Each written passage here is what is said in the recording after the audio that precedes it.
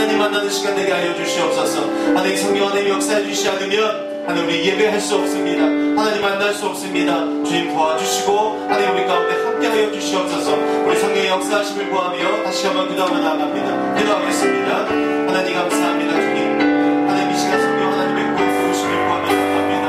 하나님 우리를 불쌍히 여겨주셔서 성령 하나님 우리 가운데 하나님 긍휼을 구하여 주시옵소서. 주님 우리 연약하고 하나님 부족한 것들 성령의 능력으로 채워주시고 하나님 우리 안에 하나님 아픔과 슬픔과 질병들 성령의 능력으로 하나님 아버지의 기쁨과 자유함을 누리며 나아갈 수 있도록 주님 도와여 주시옵소서. 하나님 우리 안에 헛된 것들 다 불러 태워주시고 이 시간 하나님과의 깊은 교제가 넘쳐나는 귀한 시간 될 수 있도록 주님 도와여 주시옵소서. 우리 일들을 방해하며 세상의 일들을 걱정하게 하고 하나님 앞으로 나아가지 못하게 하는 모든 원수마귀를 그런 귀신들 예수 이름으로 떠나가게 해주시고 오직 이 온 가운데 성령 하나님의 역사가 하나님 그분의 임재가 하나님 온 가운데 충만할 수 있도록 주님 인도하시고 도와주시옵소서. 하나님 성령 하나님 역사 없이 예배할 수 없습니다. 하나님 우리 가운데 도와주셔야 됩니다. 하나님 우리와 함께 해주셔야 됩니다. 하나님 우리 불쌍히 여겨주시옵소서. 함께 하신 하나님을 선포하며 나아갑니다. 아멘. 성령이 계시네. 아멘. 할렐루야 함께하시네. 좁은 길을 걸으며 밤낮 기뻐하는 것 주의 영이 함께하리라. 다시 한번 고백합니다. 성령이 아멘 계시네. 할렐루야 함께하시네. 좁은 길을 걸으며 밤낮 기뻐하는 것 주의 영이 함께하리라. 지금 이곳 가운데 우리가 함께 하신 하나님께 박수하며 찬양하겠습니다.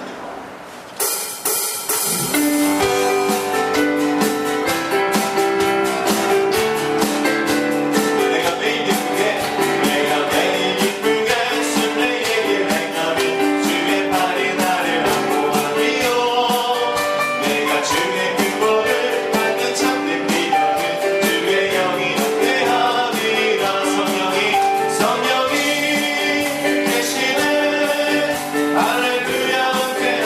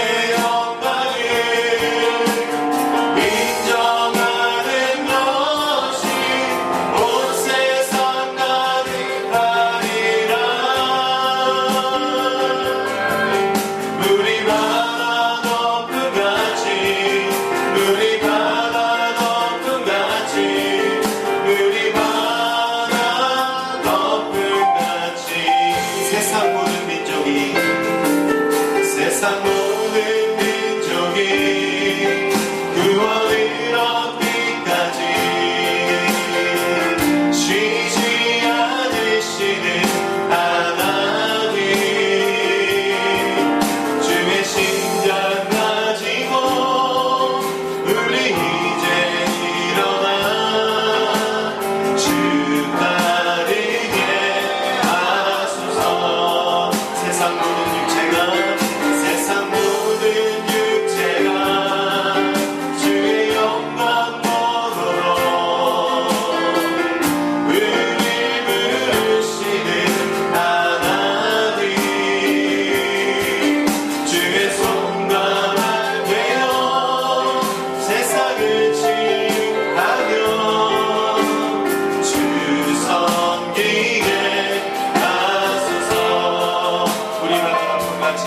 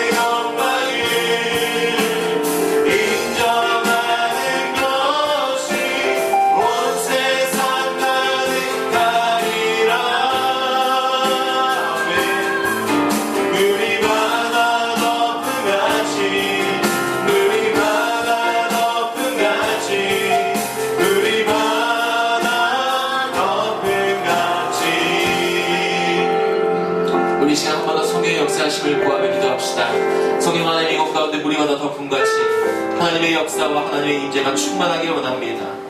하나님 그 역사하심으로 하나님 우리가 예배 가운데 하나님을 인정하고 하나님을 의지하는 그 일들이 일어나고 하나님 이곳 가운데 하나님의 뜻이 이루어지며 우리는 주 안에서 평안과 기쁨과 형통함을 얻기를 원합니다. 주 예배 가운데 성령 하나님 이곳 가운데 나를 덮어주시고 우리 교회를 덮어주시고 하나님 이 예배 가운데 하나님 온전하게 함께하여 주시옵소서. 우리 다시 한번 성령 하나님 역사하시길 구하며 기도하며 나갑니다.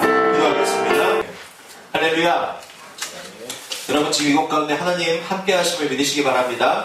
그리고 하늘의 문이 이곳 가운데 열려 있습니다. 그러니까 우리의 몸과 마음과 자세를 다시 한번 하나님 앞에서 가다듬고 그 말씀 가운데 집중하고 또 말씀 가운데 하나님 말씀하시는 그 음성들 꼭 놓치지 않고 들으시길 예수 이름으로 축복합니다. 여러분 예수님께서요 부활하신 후에 제자들이 보는 앞에서 하신 말씀이 있습니다. 명령하신 것이 있어요. 무엇입니까? 성령이 너희에게 임할 때까지 너희는 아무것도 하지 말고 그 성령의 임하심을 기도하면서 기다리라 라고 말씀하셨습니다. 이 예수님의 제자들은요 이 말씀을 믿었고요 그리고 이 말씀대로 예루살렘에 남아서 주님의 말씀하신 그때가 이를 때까지 열심히 기도했습니다.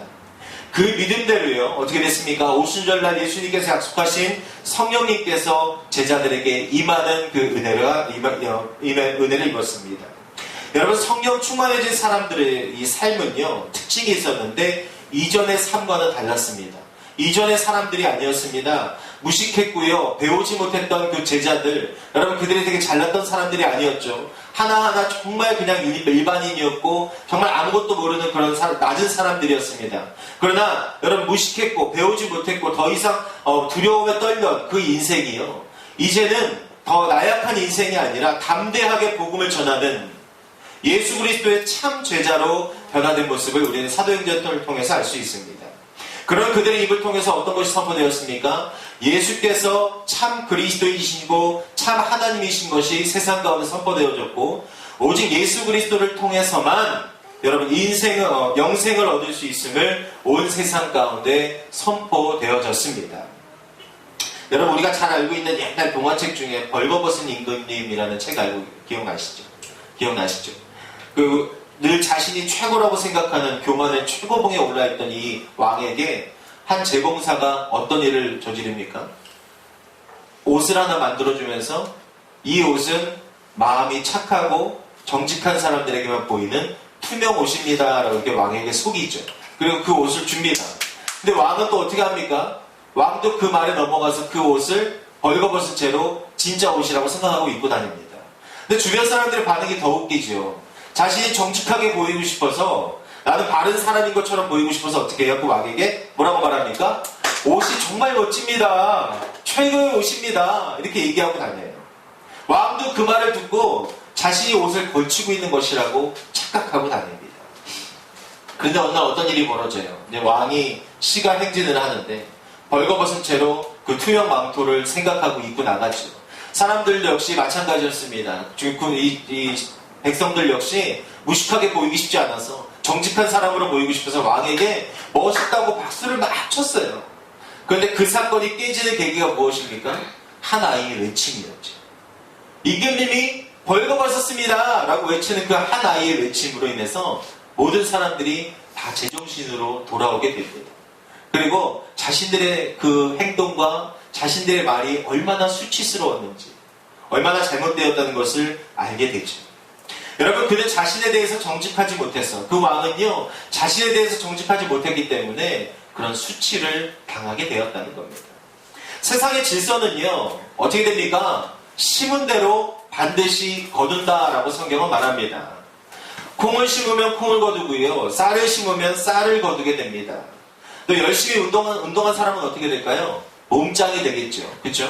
그리고 또 미용에 관심을 기울여서 가꾸고 관리하면 그 사람은 다른 사람보다 더 아름다워 보이고 더 젊어 보일 것입니다. 여러분, 영생에 관한 것도 마찬가지예요. 성령을 따라서 영원한 생명, 영원한 가치를 위해 심으면 성경은 그것을 거두게 된다라고 말합니다. 7절과 8절 우리 다시 한번 읽겠습니다. 시작. 스스로 속이지 말라. 하나님은 업신여김을 받지 아니하시나니 사람이 무엇으로 심든지 그대로 거두리라. 자기의 육체를 위하여 심는 자는 육체로부터 썩어질 것을 거두고 성령을 위하여 심는 자는 성령으로부터 영생을 거두리라. 아멘. 영생은 무엇입니까? 벌거벗은 임금님처럼 속인다고 속일 수 있는 것이 영생이 아니라고 말합니다. 썩어 없어질 육체를 위해서 심은 것을 가지고 절대로 영생의 열매를 거둘 수 없다고 말합니다. 여러분, 영생은요 우리 모두의 영원한 목적이고 소망입니다. 우리의 모든 삶을 성령께 맡기고 성령의 열매를 우리가 거두기 위하여서 성령의 인도하심을 따라야 됩니다. 여러분, 영생은요 최고의 우리의 영화로운 삶이고 하나님께서 우리에게 주신 최고의 복의 결정체입니다. 최고의 은혜라는 거예요. 우리가 사는 이 세상에도요, 여러분 아시죠? 우리가 상상을 초월하는, 영화 속에서만 나올 법한 그런 초상류 사회가 존재한다고 합니다. 정말 상상할 수 없는 그런 초상류 사회가 존재를 해요. 많은 사람들이요 이 상류 사회에 속하고 싶어서, 이 상류 사회다운 인생을 살고 싶어서 많은 노력들을 합니다. 밤낮 없이 고생하고 살아요. 그러나 여러분, 꼭 기억하시길 바랍니다. 진정한 초상류 사회는 무엇입니까? 사회에서, 우리 세상에서 일어난 이런 일들이 아니라 하나님께서 우리에게 주신 영생이고요, 그 영생을 거머쥘 수 있는 그 인생이 여러분 최고의 초상류 사회임을 여러분 믿으시기 바랍니다. 많은 사람, 우리 모두는요 영생을 준비하고 충성을 다하는 그리스도인들입니다. 여러분 모두가요 성령으로 영생을 얻는 최고의 복된 생애가 되시고 그것이 목적과 소망이 되시는 귀한 인생 되시길 예수 이름으로 축원합니다. 그렇다면 여러분, 성령으로부터 영생을 거두기 위해서 오늘 말씀은 우리 보고 어떻게 살으라고 이야기합니까? 6절 말씀 같이 읽겠습니다. 가르침을 받는 자는 말씀을 가르치는 자와 모든 좋은 것을 함께하라. 아멘. 오늘 말씀 뭐라고 얘기합니까? 첫 번째로 우리에게 좋은 것을 함께하라라고 말합니다. 모든 성도는요, 여러분, 말씀을 배우기도 합니다. 그렇지만 배우기만 하지 않죠. 가르치기도 합니다. 또 순장이 되어서, 구역장이 되어서, 또 청년들은 리더가 되어서 자신이 속한 그 지체들을 가르치기도 해요.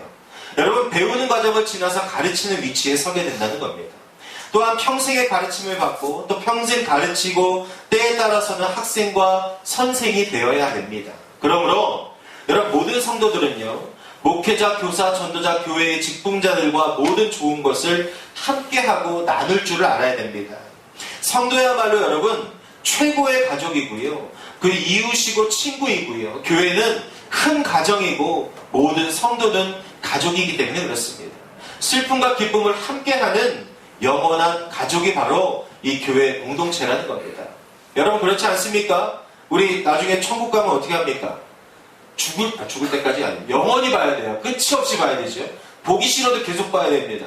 천국에서 한 가족으로 살 우리는 공동체예요. 운명의 공동체입니다.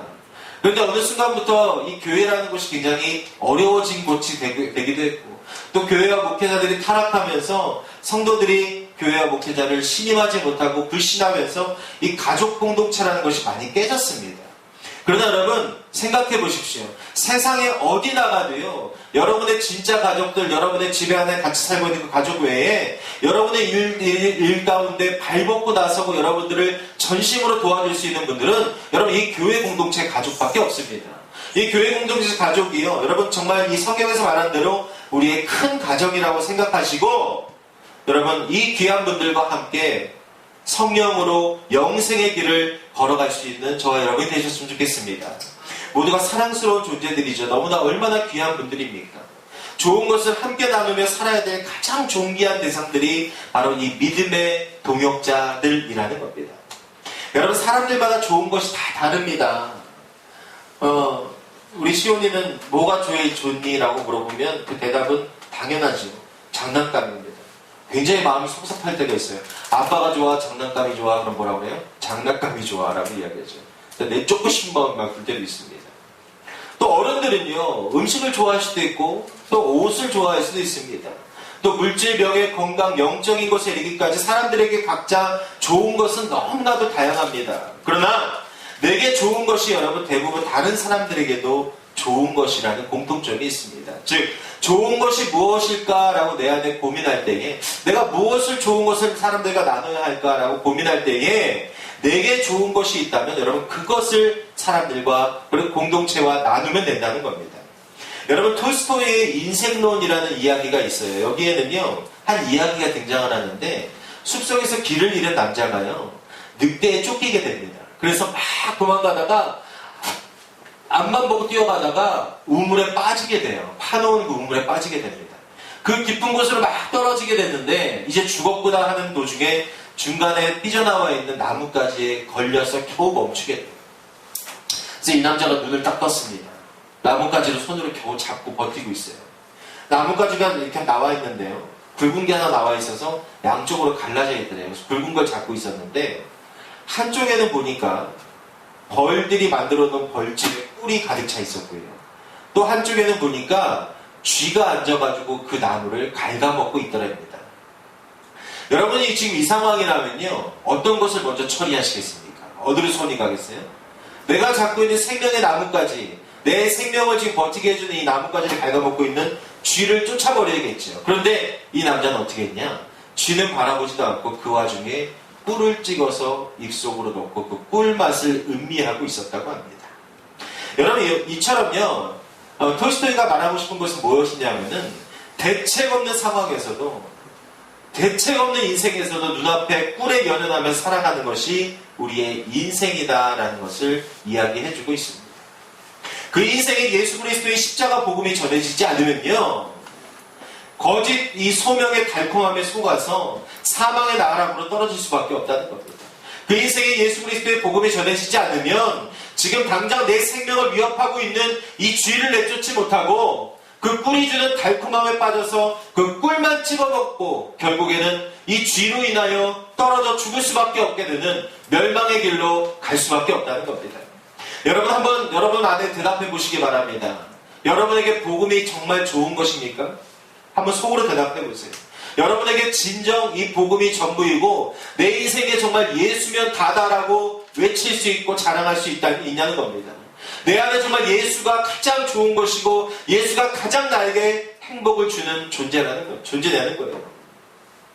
여러분, 복음을 믿고 산다는 것은요, 한없는 큰 복입니다.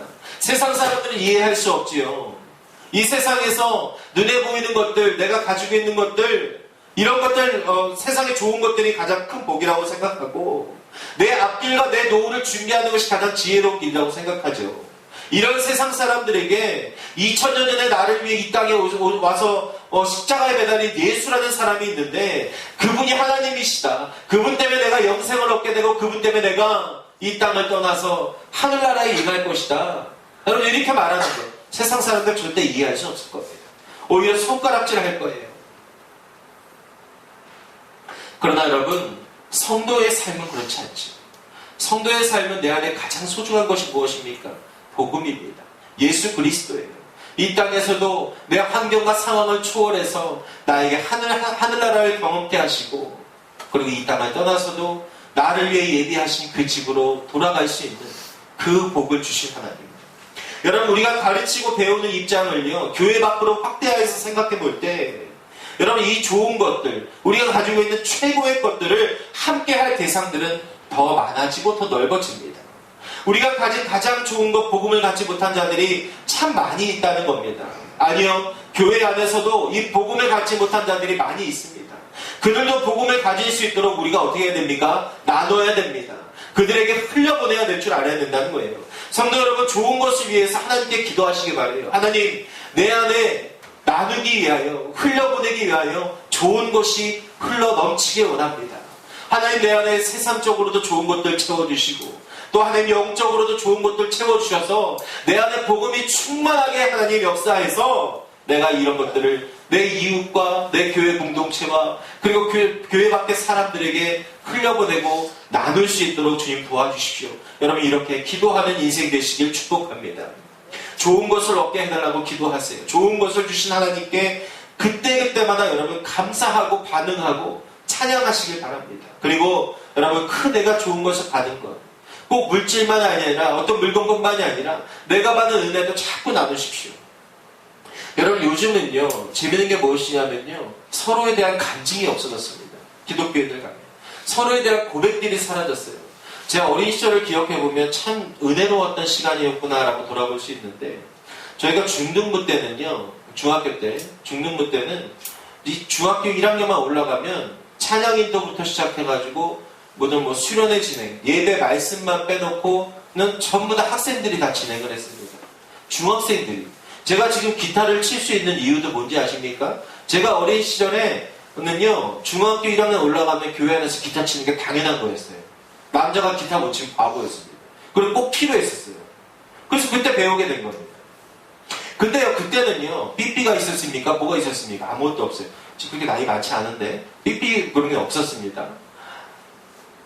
신기하게요, 학교만 끝나면 중등부 교회 사무실에 아이들이, 친구들이, 후배들이, 선배들이 3, 4, 5 모여들어요. 약속도 안 했는데 교회로 와요. 하긴 그때 당시에는 집에 가다가 들릴 때가 오락실 아니면 뽑기 아니면 뭡니까? 교회밖에 없었어요. 교회로 와서 아이들이 한두 명씩 앉아가지고 기타를 칩니다.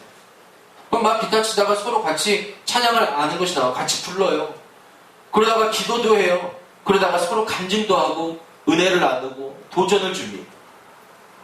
여러분, 이것이 얼마나 복된 것입니까?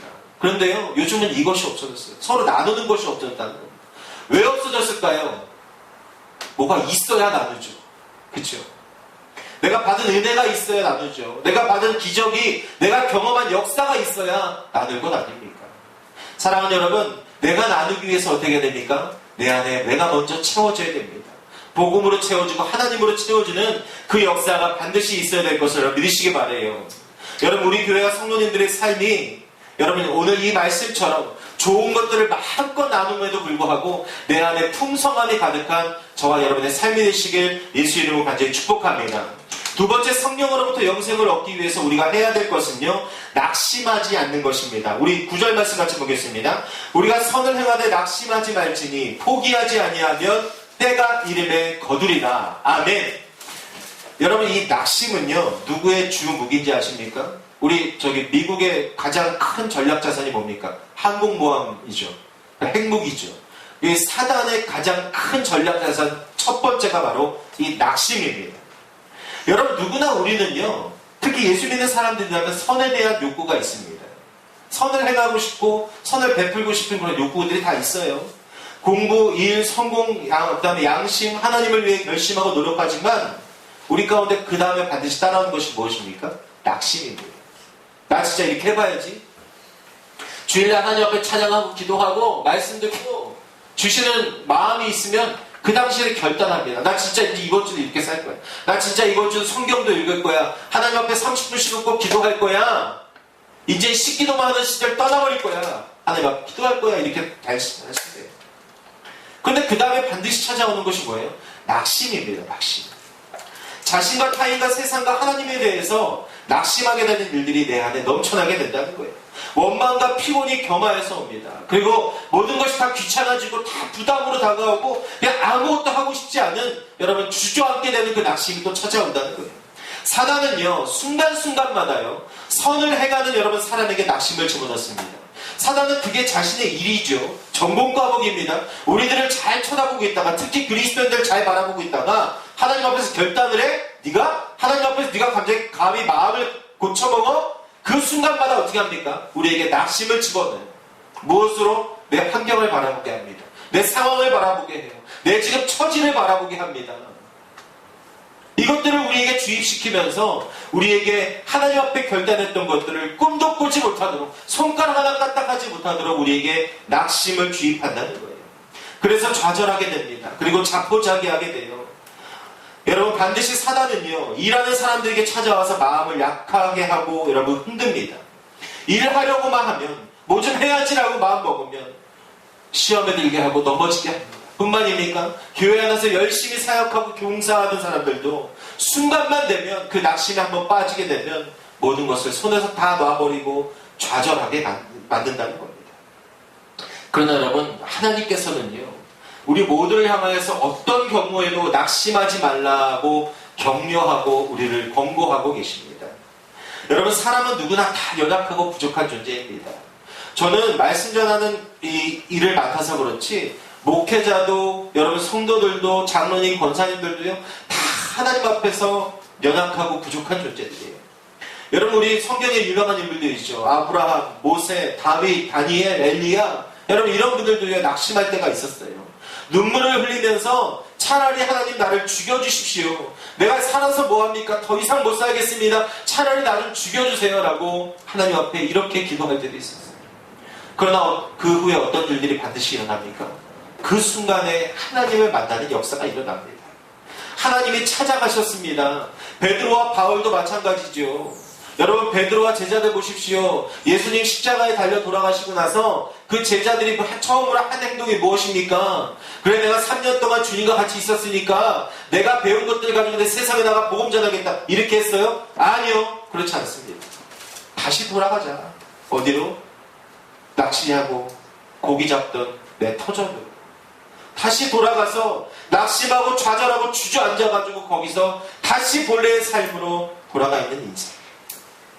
여러분, 그 인생들 가운데 어떻게 하셨습니까? 부활하신 주님이 그들을 버리셨나요? 아니죠. 찾아가셨죠. 그리고 그들을 회복시키시고 다시 일으켜서 하나님 나라의 일꾼으로 사용하셨습니다. 여러분, 우리가 하나님을 만날 때에 우리 안에 낙심은 사라지고요, 용기와 소망으로 가득 차게 될 줄 믿으시기 바랍니다. 낙심될 때는 오히려 그리스도인들이 기뻐해야 됩니다. 왜? 그때가 낙심될 때, 나에게 위기가 왔을 때 그것은 하나님의 때이고 하나님을 만날 때이고 하나님이 나에게 은혜 베푸실 기회라는 것을 여러분 항상 마음 가운데 새기시길 예수의 이름으로 축복합니다. 어떤 대학생이 자살을 했다고 그래요. 그런데 대학 입시에 실패해서 자살한 거라면 어느 정도 불쌍한 마음이라도 있을 텐데, 그는요 우수한 성적을 받아가지고 원하던 대학에 합격을 했는데 자살을 했대요. 사람들이 이해할 수 없었습니다. 장례식이 끝나고도 이해할 수 없었고 의문투성이었어요. 그런데 장례식이 다 끝나고 그 학생의 책상 서랍에서 유서가 발견되었다고 합니다. 거기 이렇게 써 있었대요. 아버지 어머니 죄송합니다. 저는 이제 살기가 싫어졌습니다. 오로지 대학 입시만을 위해서 공부했습니다. 하지만 합격한 지금에 와서는 그 모든 것이 헛되다고 생각됩니다. 도대체 무엇을 위해서 공부하고 무엇을 위해 살아가는지 잘 모르겠습니다. 제 자신의 만족을 위해서라면 이제는 더 이상 살고 싶지 않습니다. 라는 유서를 남겼다고 해요. 여러분, 그의 죽음 앞에서요, 우리는 인생의 본질적인 질문들을 발견할 수 있습니다. 날마다 어떤 가치와 목적을 향해서 살아가고 있는지를 내 안에 나 자신에게 물어보게 되는 계기가 될 겁니다. 여러분, 삶의 진실성 여부는요, 우리가 어떤 가치와 목적을 향하고 있는지 여러분 거기에 달려 있습니다. 높은 곳에 표대를 세우고 달려가는 사람은요, 눈과 마음과 이 표정 속에서, 일상 속에서 밝은 빛이 드러나게 됩니다. 그러나 여러분, 저급하고 값싼 목적 안에서 헤매는 사람의 삶에는 항상 음울하고 어두운 그늘이 그리워져 있어요. 실패에도 낙심이 따르지만 여러분, 성공에도 낙심이 찾아듭니다. 허무함과 공허함이 존재합니다. 성공한 이후에도 목표가 없어서 삶이 무기력해지고 방황하고 죄짓고 인생들이 얼마나 많습니까? 여러분, 얼마 전에 그 뉴스 보십시오. 어떤 그 모기업의 회장, 갑질하던 회장, 사람들, 직원들 때리고 직원들을 종처럼 부리고 노예처럼 부리고 온갖 더러운 짓들을 다 하고 다녔던 그 사람, 뭐 했던 사람이에요? 세상적으로 성공한 사람이에요. 통장에 돈을 쌓아놓고 있는 사람이에요. 세상적으로 인정받은 사람입니다. 성공한 사람이라는 거예요. 그런데 그 인생 어떻게 됐습니까? 결국 수압차고 감옥에 들어가 앉아있는 그 인생이 되었다는 거예요. 여러분, 성공하는 것이 중요한 것이 아닙니다. 내 인생의 목표가 무엇이냐는 거예요. 좋은 대학 들어가면 뭐합니까? 내 인생의 목적이 사라지고 목표가 사라지니까 목숨을 끊게 되는 거예요. 여러분, 개인, 가정, 교회, 사회 속에서도요, 이 마귀는요, 이 낙심이라는 마귀는 항상 우리에게 침투합니다. 또 다른 사람에게로 전염병처럼 확산까지 시켜줍니다. 낙심하면 여러분, 죄를 짓게 될 수밖에 없고요. 낙심하면 기도와 멀어지게 되고 하나님을 떠나게 됩니다. 여러분, 낙심은 불신앙이며 불행이라는 것을 여러분 꼭 기억하시기 바래요. 우리 성도들은요, 어떠한 경우라도 낙심하지 마시길 간절히 부탁드립니다. 여러분, 질병과 실패, 가난, 고통, 슬픔, 공부, 사업, 직장, 여러분, 사람들 때문에 낙심하지 마시길 부탁드려요. 씨를 심어서 거둘 때까지 시간이 필요하듯이 여러분, 우리가 믿음으로 살아가면 반드시 때가 되어서 좋은 것을 보게 될 줄 믿습니다. 기적을 경험하게 될 줄 믿습니다. 복을 받게 될 줄 믿습니다. 여러분, 하나님을 바라보시고 이 믿음과 소망을 가지고 여러분 나아가시기 바라요. 반드시 하나님의 때에 기적과 복을 얻으실 줄 믿습니다. 여러분, 그러면 반드시 성공합니다. 왜 그렇습니까? 하나님이 도우시기 때문에 그렇습니다.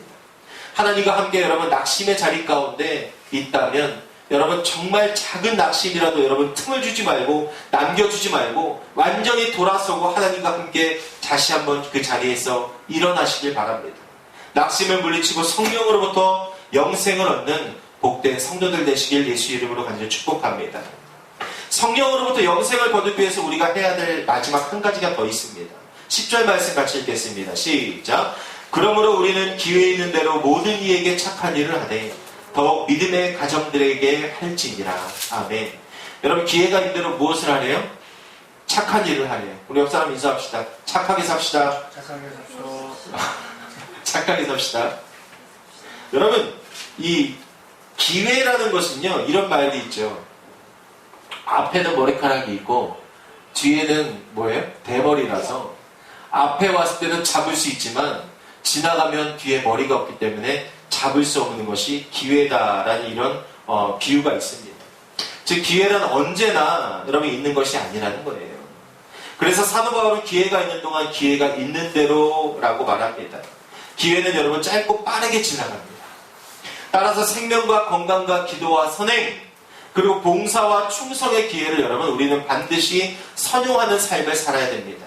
다 놓치고 여러분 후회와 책망받는 것이 아니라 착한 일을 할 수 있는 그 기회가 찾아왔을 때 여러분 놓치지 마시길 바랍니다. 좋은 아빠, 좋은 엄마, 좋은 이웃, 좋은 성도가 될 수 있는 여러분 기회를 항상 놓치지 않길 바라요. 여러분, 이걸 누군가 하면 좋겠다라는 생각이 든다면 그것이 내가 착한 일을 할 수 있는 기회라는 것을 여러분 마음 가운데 꼭 기억하시길 바랍니다.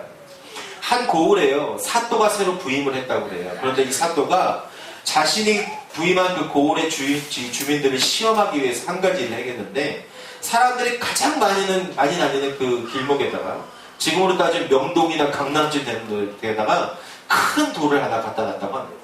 큰 돌. 그러니 얼마나 사람들이 불편하겠어요. 걸리적거리고. 많은 사람들이 그 길을 지나면서 이렇게 불평했다고 그래요. 도대체 누가 여기다 이런 돌을 갖다 놓은 거예요? 아니, 아무도 이걸 치우지도 않아? 저희 관아는 뭐 하는 거야? 왜 이런 것도 안 치워? 그러면서 그렇게 불편한데도 그냥 그 길을 불평하면서 지나다녔다고 합니다. 어느 날 한 사람이 그 길을 지나다가 도저히 안 되겠다 싶어서, 아무래도 아무도 치우지 않을 것 같아서 그 돌을 자신이 치우기로 작정을 하고 정말 있는 힘을 다해가지고 그 돌을 하루 종일 치웠다고. 그리고요, 이 남자가 뭘 발견했는지 아십니까? 그 돌 밑에 사또가 깔아나온 돈뭉치를 발견하게 된 거예요. 돈뭉치. 사또의 시험이었다는 거죠. 많은 사람들이 그것을 보면서요, 그제서야 사람들은 저 돌을 내가 치울 거예요. 저 돌을 내가 치웠어야 됐는데 라고 아쉬워하며 후회했다고 합니다. 여러분, 성경 말씀은요, 기회 있는 대로 착한 일을 하라고 말합니다. 할 수 있는 대로가 아니라 기회 있는 대로, 기회가 주어지는 대로 착한 일을 하래요. 착한 일은 여러분, 어린아이들만 하는 겁니까? 어린아이들만 착하게 사는 거예요? 그렇지 않습니다. 우리 모두가 해야 되는 것이 바로 착한 일입니다. 모든 이들, 특별히 믿음의 가정들에게 착한 일을 하라라고 성경 말씀에 기록되어 있어요. 이 말씀 무엇입니까? 믿음의 가정에서 모든 사람에게로 착한 일들을 확산하는 삶을, 퍼뜨리는 삶을 살으라는 이야기입니다. 여러분, 먼저 가족과 믿음의 가족들을 잘 돌보아보시기 바랍니다. 잘 돌아보시기 바래요. 앞서 말씀드렸듯이 여러분, 좋은 것이 있으면 함께 나누십시오. 좋은 소식, 좋은 음식, 좋은 물건, 좋은 기회가 있으면 서로 알려주고 나누는, 여러분 그 인생을 사시기 바래요. 또한 영적인 것도 반드시 나누십시오. 기도의 자리, 예배의 자리, 그리고 자리에 서로 초청하고요. 그리고 여러분 그 은혜 가운데 서로의 은혜를 나눌 수 있는 인생 되시길 바랍니다. 여러분, 이 신앙은요, 도전받지 않으면 계속 후퇴합니다. 도전받지 않으면 계속 후퇴해요. 그래서 여러분, 교회가 성장하는 데 있어서 가장 중요한 것이 무엇인지 아십니까?